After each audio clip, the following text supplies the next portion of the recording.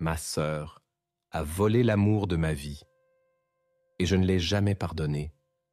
Le village sommeillait au creux de la vallée, un chapelet de maisons aux toits d'ardoise, blotti autour de l'église aux coupoles scintillantes, tel un cœur battant au rythme des cloches. C'était notre monde, clos et saint, imprégné des fumées d'encens, des chants liturgiques et du labeur des champs. J'étais Ania, l'aînée, celle dont on disait qu'elle portait en elle la quiétude des icônes, le sérieux teinté de mélancolie des saints. Irina, ma sœur, était le soleil ardent de notre foyer, une flamme vive qui riait souvent et ne s'attardait pas sur les ombres. Nous avions grandi ensemble, partageant le même lit, les nuits froides, tressant nos cheveux devant le même miroir de cuivre, apprenant les psaumes et les tâches ménagères aux côtés de notre mère pieuse et laborieuse. Nos chemins semblaient tracés, parallèles et paisibles, sous le regard bienveillant des icônes familiales et des regards paternels. Puis vint Michaël. Il n'était pas du village, mais d'une bourgade voisine, envoyé pour aider à la moisson exceptionnelle cette année-là. Grand, avec la force tranquille de la terre et des yeux clairs qui semblaient voir au-delà des apparences. Il portait en lui une foi simple mais profonde, se tenant humblement dans un coin de l'église, les dimanches et fêtes, son visage éclairé par la lumière des cierges. Mon cœur, jusque-là voué aux prières et aux modestes aspirations d'une jeune fille chrétienne, connut un trouble nouveau. Non pas le trouble des passions vaines dont nous mettaient en garde les anciens, mais un élan pur, une aspiration vers une union bénie qui me semblait naturelle, voulue par Dieu lui-même. Je le voyais converser respectueusement avec mon père, aider les veuves du village, ses mains fortes mais délicates. Il ne parlait pas beaucoup, mais chaque mot était pesé, empreint d'une sagesse qui dépassait son jeune âge. Je commençais à prier pour lui, pas seulement pour son bien-être, mais pour que nos destins se rejoignent. Mes prières étaient ferventes, pleines d'espoir, pétries de cette pureté que je croyais posséder. Je m'imaginais notre vie ensemble, les matins à l'église, le travail dans les champs, les enfants bénis par Dieu courant autour de notre isba, les veillées à lire la Bible à la lueur d'une lampe à huile. Tout cela me semblait si clair, si juste, si conforme à l'ordre divin des choses. Irina, elle, continuait d'être le soleil. Elle riait avec les autres jeunes filles, dansait lors des fêtes permises, sa beauté éclatante attirant tous les regards. Je ne voyais pas en elle une rivale. Comment l'aurais-je pu? Nous étions sœurs, issues de la même chair, nourries du même lait spirituel. Mes sentiments pour Michaël étaient d'une autre nature, plus intérieure, plus sacrée. C'était une affaire entre mon âme, Michaël et Dieu. L'été avançait, la chaleur s'intensifiait, la moisson touchait à sa fin.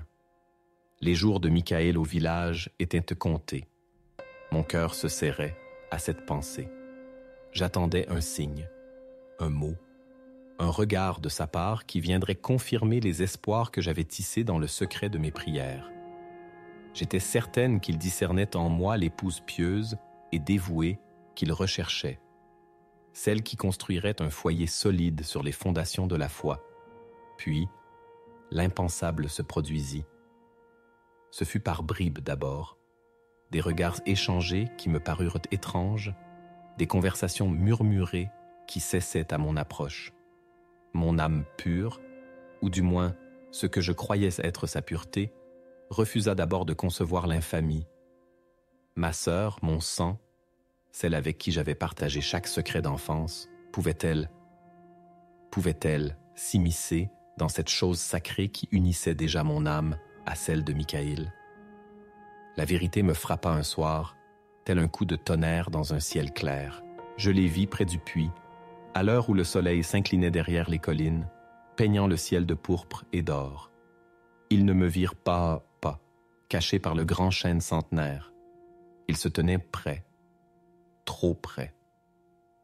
Michaïl tenait les mains d'Irina et leurs visages s'étaient tournés l'un vers l'autre, éclairés par une lumière qui n'avait rien de céleste à mes yeux. Il y avait dans leurs regards une tendresse, une complicité qui ne laissait aucune place au doute, une tendresse qui aurait dû m'être destinée, une complicité que j'avais rêvée mienne. Mon cœur ne se brisa pas. Il se changea en pierre. Une pierre froide et lourde qui s'enfonça au plus profond de ma poitrine, écrasant mon souffle. Ce n'était pas seulement la douleur de l'amour perdu, c'était la brûlure de la trahison, une trahison double, celle de Michaïl, qui n'avait pas vu la lumière de mon âme, mais s'était laissé séduire par l'éclat terrestre d'Irina, et celle d'Irina, ma propre sœur, qui avait sciemment tendu sa main vers ce qui m'était le plus précieux. Dans l'instant même où mes yeux virent cette scène, une porte se ferma en moi, une porte sur l'amour, sur la confiance, sur le pardon. Je rentrai à la maison, le visage impassible. Mes parents ne remarquèrent rien. Irina me regarda avec un regard que je n'avais jamais vu, un mélange de timidité et de triomphe voilé. Je ne lui parlais pas. Je ne parlais à personne de ce que j'avais vu. Je portais mon fardeau en silence, le laissant se transformer en poison. Mes prières du soir n'étaient plus emplies d'espoir, mais d'une amère tristesse, rapidement remplacée par la colère. Comment Dieu avait-il permis cela? Pourquoi avait-il ignoré mes supplications sincères pour répondre au jeu terrestre de ma sœur? Le doute, cette graine funeste, commença à germer dans le terreau fertile de mon ressentiment. Quelques jours plus tard, Michaïl vint demander la main d'Irina.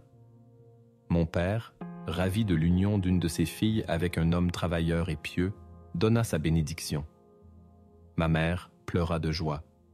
Irina rayonnait, une joie coupable dans les yeux quand elle croisait mon regard. Je restais en retrait, mon visage figé. Personne ne remarqua la tempête qui faisait rage en moi. J'étais comme un navire, ballotté par la fureur des vagues de l'envie et de l'injustice perçue, le gouvernail de ma foi dangereusement instable. L'idée du pardon, cette pierre angulaire de notre foi, ne fit même pas surface dans mon esprit dévasté. Comment pardonner l'impardonnable? Comment pardonner le vol de mon avenir, le piétinement de mes aspirations les plus sacrées? Leurs fiançailles furent célébrées modestement. Puis le mariage fut fixé pour l'automne, après les récoltes. Chaque préparatif était une nouvelle écharde plantée dans ma chair vive. Voir ma sœur choisir les tissus pour sa robe, entendre les conversations sur leur future maison, tout me ramenait à ce que j'avais perdu. Et avec chaque souffrance, la pierre dans ma poitrine devenait plus dure, plus lourde. Je continuais d'aller à l'église, d'assister aux offices, mais les paroles du prêtre ne résonnaient plus dans mon cœur. Les chants des hymnes semblaient moqueurs. Les visages des saints sur les icônes me regardaient avec une sévérité que je prenais pour un jugement, alors qu'elle n'était peut-être que le reflet de l'obscurité grandissante en moi. Je priais, oui, mais mes prières étaient viciées. Elles étaient remplies d'auto-apitoiement, de plaintes silencieuses contre l'injustice divine et d'une rancœur froide envers ma sœur et l'homme qu'elle avait volé. Je ne demandais plus le salut de mon âme, mais la justification de ma douleur, une sorte de vengeance céleste ou terrestre.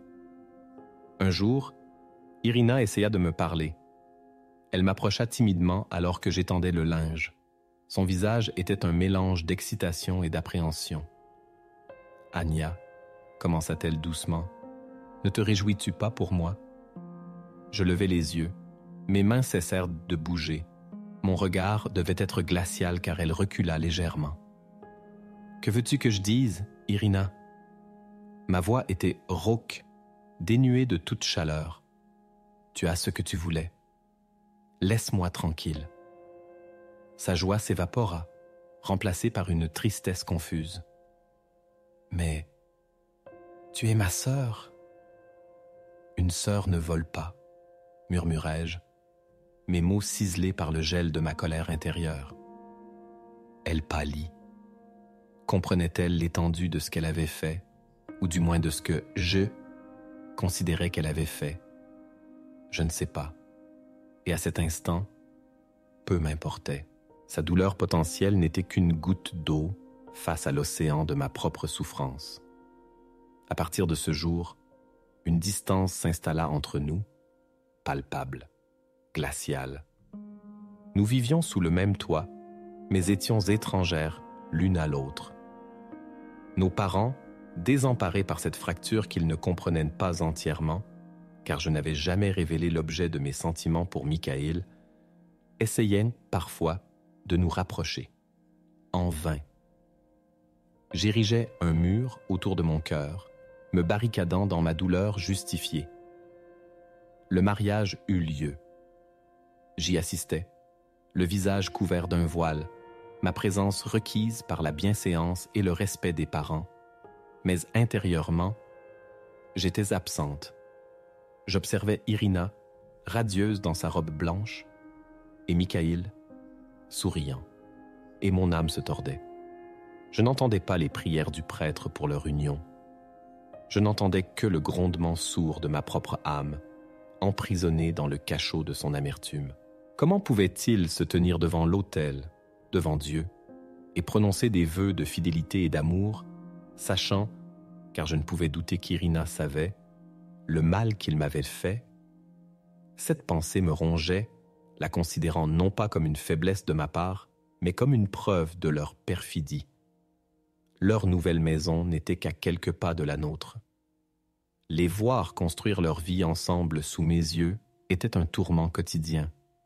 J'évitais les rues où je pouvais les croiser. Leur rire qui parvenait parfois jusqu'à moi, les nouvelles de leur bonheur, une bonne récolte, l'achat d'une nouvelle vache, tout cela nourrissait ma rancœur. Je me retirais de la vie du village, ne participant plus aux veillées, limitant mes sorties à l'église et aux tâches essentielles. Ma jeunesse s'étiolait dans l'ombre de mon ressentiment. J'étais comme la vigne stérile dont parlent les Écritures, incapable de porter du fruit parce que ses racines étaient empoisonnées. Les années passèrent, lentes et monochromes pour moi. Pour Irina et Michaël, elles furent bénies, du moins en apparence. Des enfants vinrent égayer leur foyer. Je les voyais de loin, petits et joyeux, courant dans la cour. C'étaient les enfants de ma sœur et de l'homme que j'avais aimé. Une nouvelle couche de glace recouvrait mon cœur à chaque naissance. J'aurais pu être leur mère. Ces petits visages souriants auraient pu m'appeler maman. Cette pensée, récurrente, était une torture volontaire que je m'infligeais, me maintenant prisonnière de mon propre cachot. Je poursuivais mes pratiques religieuses par habitude, par devoir.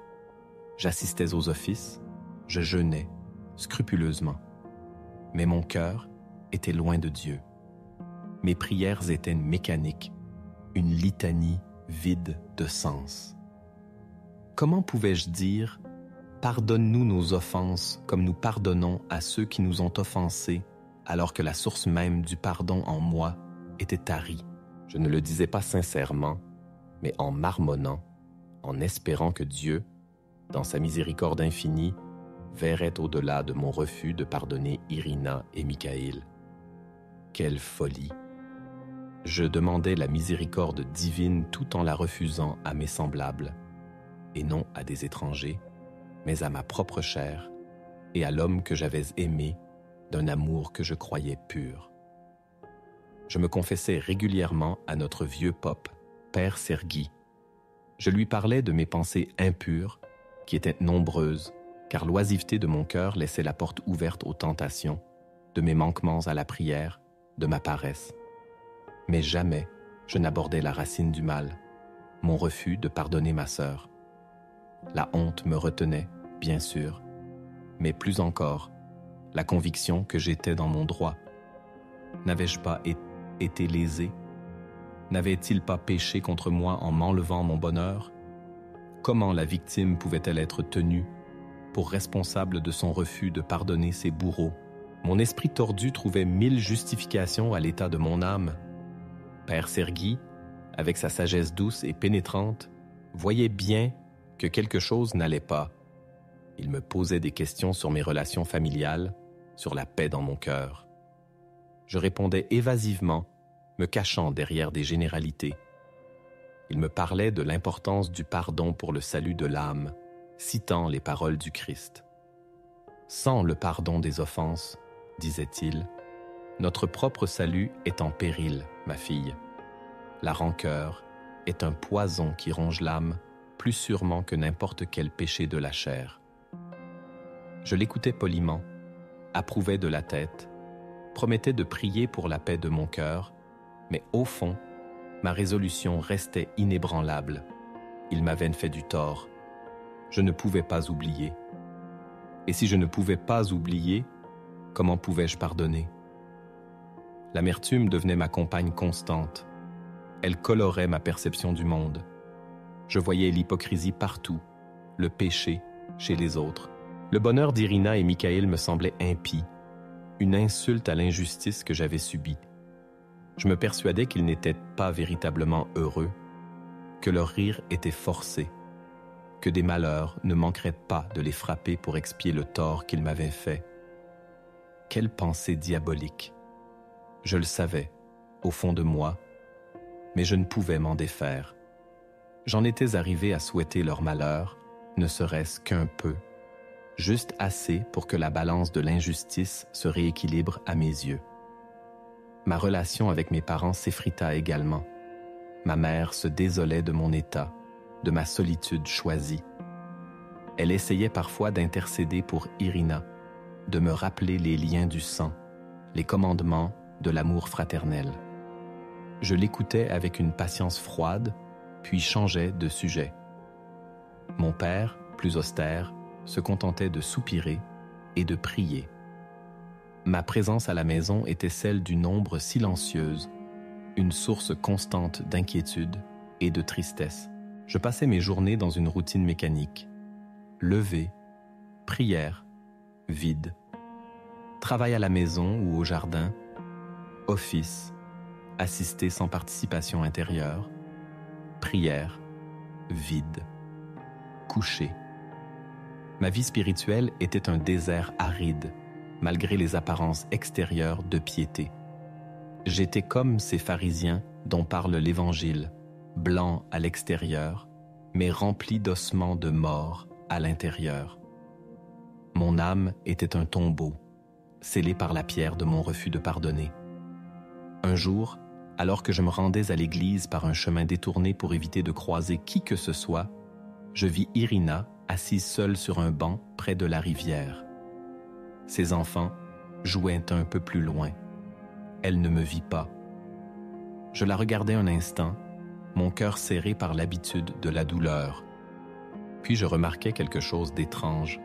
Son visage n'était pas joyeux comme d'habitude.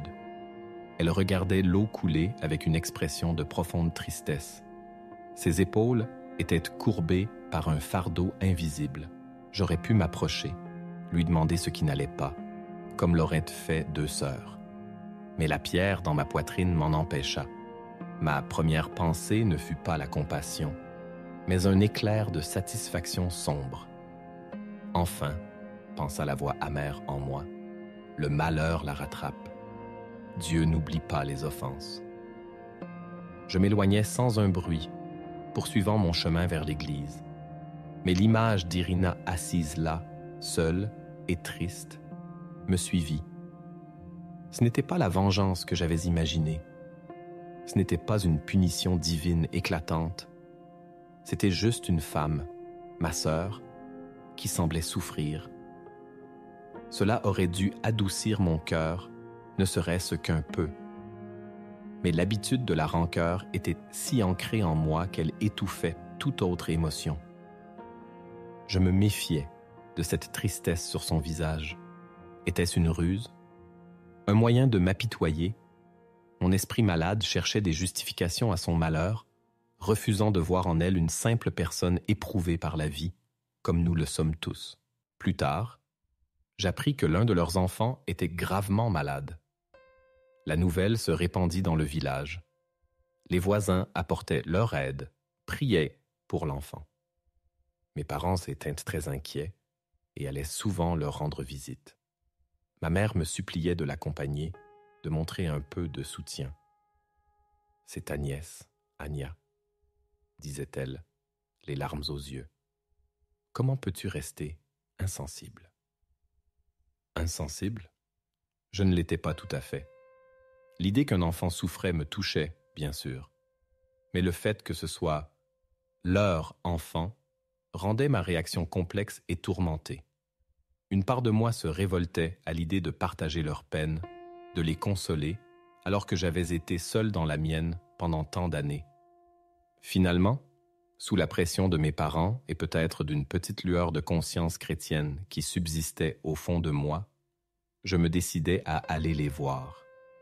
C'était un jour sombre, l'air lourd de l'automne finissant. La maison d'Irina et de Michael était silencieuse, imprégnée de l'odeur de tisane et de cire d'abeille brûlée près de l'icône de la Mère de Dieu. L'enfant était dans son lit, petite et pâle, sa respiration sifflante. Irina était assise à ses côtés, le visage ravagé par la fatigue et l'angoisse. Michael était debout, près de l'icône, priant à voix basse, son visage marqué par la souffrance. Quand je suis entré, Irina a levé les yeux. Son regard était vide de tout triomphe passé, rempli seulement de détresse. Pour la première fois depuis des années, je l'ai vue non pas comme la traîtresse qui m'avait volé mon bonheur, mais comme une mère terrifiée. Elle ne m'a rien dit, a juste hoché la tête faiblement. Michael s'est tourné vers moi, son visage un masque de douleur retenue. « Anya » a-t-il murmuré, sa voix rauque. Il n'y avait aucune accusation, aucune gêne, juste une immense fatigue. Je me suis approché du lit de l'enfant. J'ai regardé ce petit être fragile, innocent de l'histoire qui m'opposait à ses parents. J'ai eu un bref élan de pitié, un désir de tendre la main et de caresser son front fiévreux. Mais mes mains sont restées le long de mon corps. Le mur de mon cœur, construit brique par brique pendant toutes ces années de ressentiment, était trop haut pour être franchi si facilement. J'ai marmonné quelques mots de condoléances génériques, puis me suis retiré dans un coin de la pièce, mal à l'aise, étrangère dans la souffrance de ma propre famille. Je suis resté un moment, observant la scène. L'amour et l'angoisse d'Irina et Michael pour leur enfant étaient palpables, une force qui remplissait la pièce.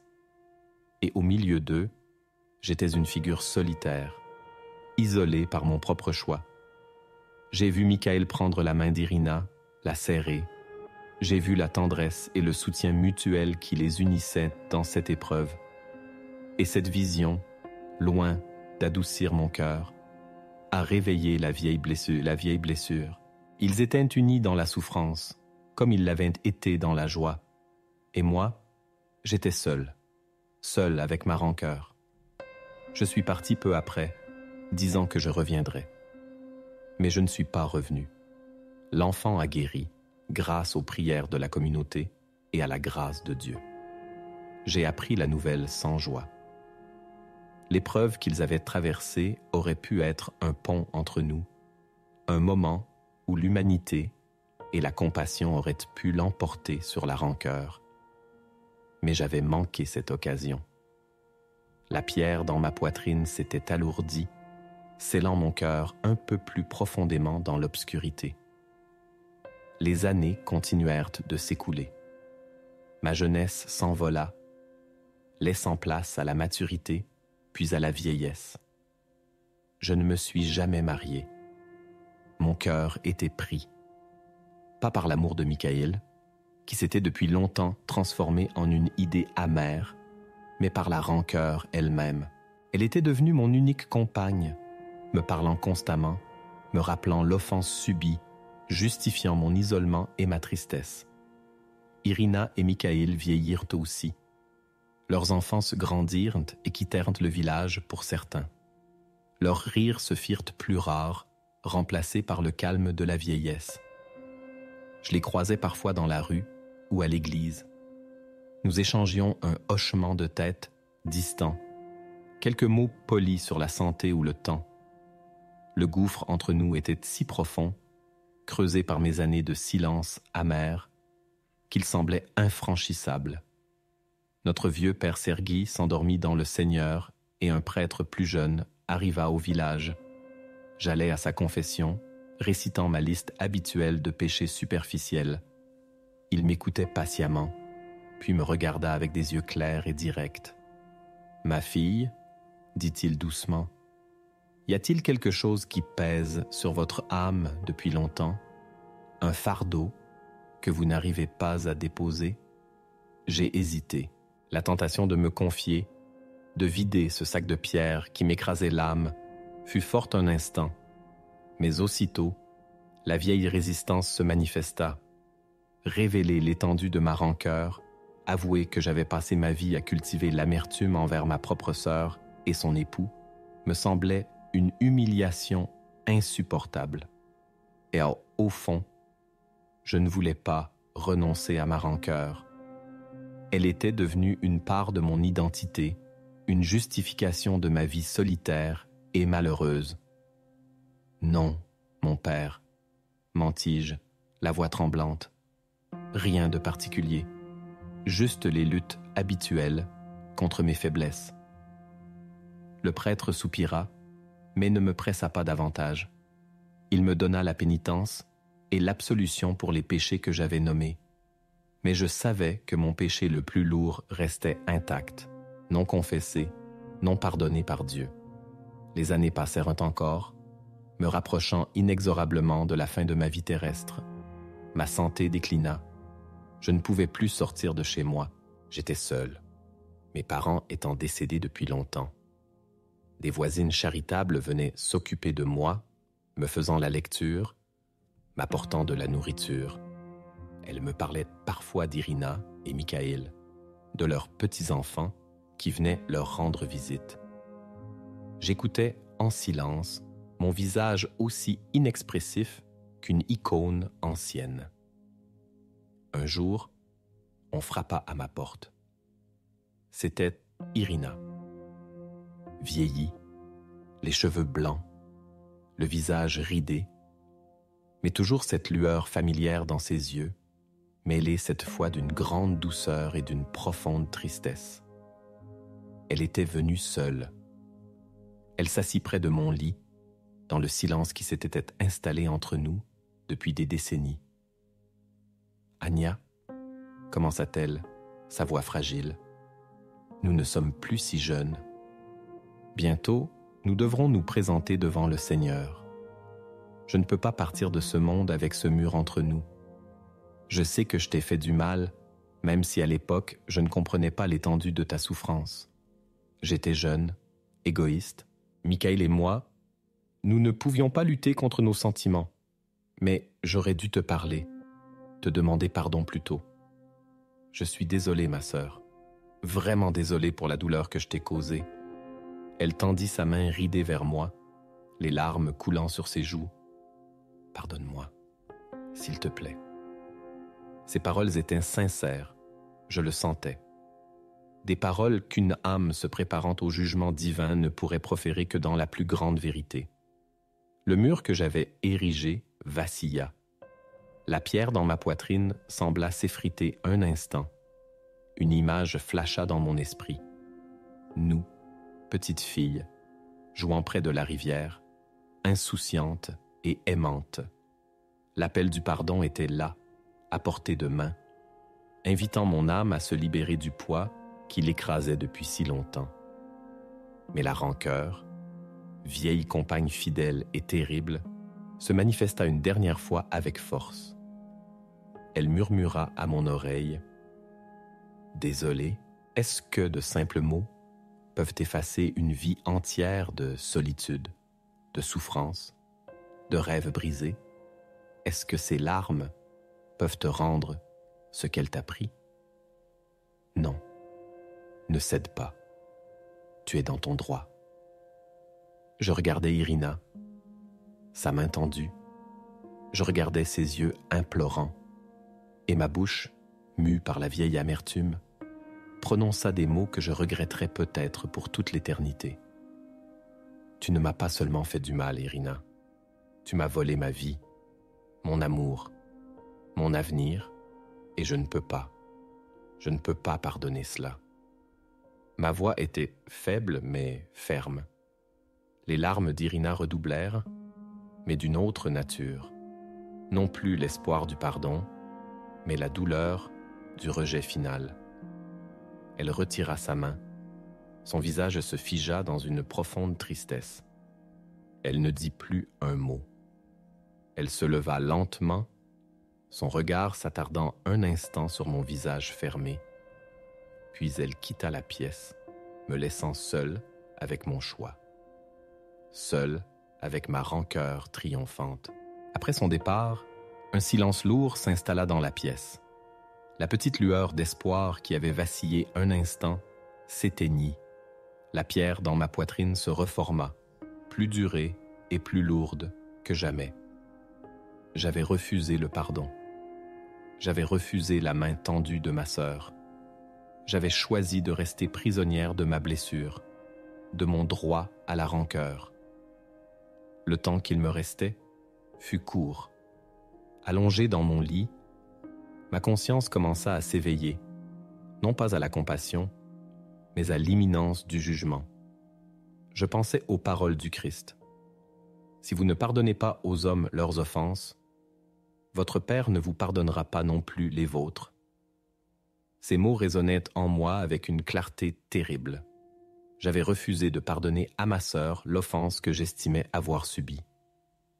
Comment pouvais-je alors espérer que Dieu me pardonne, à moi, mes innombrables offenses commises tout au long de ma vie, mes prières passées, même les plus ferventes avant que l'amertume ne s'installe, me semblaient dérisoires face à la montagne de mon refus obstiné de pardonner.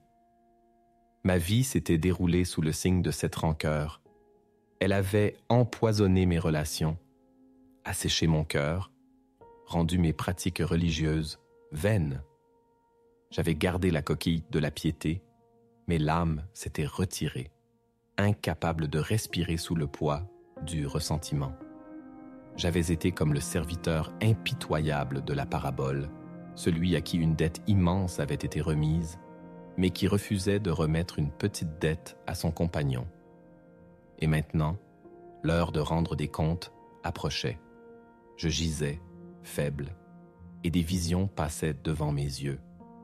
Je voyais Irina et Michael jeunes, puis vieillissants, leurs visages marqués par la vie, les épreuves, mais aussi l'amour. Je voyais leurs enfants, puis leurs petits-enfants, une chaîne de vie qui s'était déroulée sans moi, à côté de moi, sous mes yeux fermés par la rancœur. Je me voyais, à l'église, récitant le credo, mais sans la foi vivante qui se manifeste par l'amour et le pardon. La pensée de la mort ne m'apportait aucun réconfort, aucune paix. Comment pouvais-je rencontrer mon Créateur, mon juge, avec un cœur aussi lourd, aussi endurci? J'avais eu l'occasion, plusieurs fois peut-être, mais surtout à la fin, lorsque ma sœur m'avait demandé pardon. J'avais choisi de m'accrocher à ma douleur, à mon sentiment d'injustice, plutôt qu'à la miséricorde divine. Mon dernier souffle fut un soupir, non pas de soulagement, mais d'angoisse. Mon âme s'envola, laissant derrière elle un corps desséché par les années de rancœur, et au moment de franchir le seuil de l'éternité, la pierre dans ma poitrine était toujours là, plus lourde que jamais. Elle ne s'était pas effritée, elle ne s'était pas dissoute dans les larmes du pardon. Elle m'avait accompagné jusqu'au bout. Je ne sais pas ce qui advint de mon âme. Je ne suis pas un saint pour connaître les mystères du jugement divin, mais je sais ceci. J'ai passé ma vie à chérir une blessure, à cultiver l'amertume, à refuser le commandement le plus essentiel de notre foi. j'ai choisi de ne pas pardonner. Et ce choix, je crois, a scellé mon destin spirituel, la richesse de la foi, la beauté des sacrements, la promesse du salut. Tout cela m'était offert, mais je m'en suis détourné, les mains agrippées à ma douleur et à ma rancœur. J'étais libre de choisir la lumière du pardon, mais j'ai préféré l'ombre de l'amertume. Et dans cette ombre, je suis resté. Ma sœur a volé l'amour de ma vie, oui, mais c'est moi qui ai laissé cette blessure voler la paix de mon âme et peut-être son salut. L'histoire de ma vie est un avertissement.